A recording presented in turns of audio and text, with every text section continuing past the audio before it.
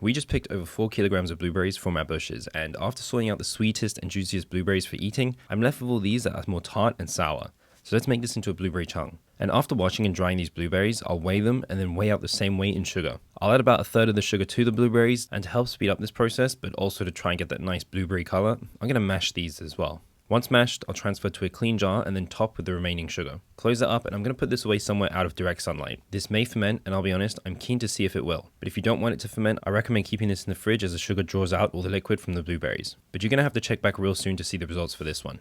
Last week, we harvested about 4 kilograms of blueberries from our little farm here in South Korea. And after sorting out the darkest, sweeter berries, we were left with a whole bunch of less ripe, more sour berries. So I figured they would make a great chung, a method of making syrup that doesn't require any cooking at all. All it requires is equal parts fruit and sugar. And you can check out my previous video to see how I did it. It's about a week later now, and almost all the sugar is dissolved, and even a bit of fermentation has occurred. So I'm going to strain this out using a colander to catch the larger bits, and those larger blueberry bits I'm going to add back to the jar and cover with soju to create a blueberry soju. Since this chung still has some bits in it, and I want to go for a nice crystal clear chung, I'm going to strain this again with a finer sieve and then run it through a coffee filter, before realizing using a coffee filter will take too long, so I'll instead transfer this to a cheesecloth and hang this up to drip overnight.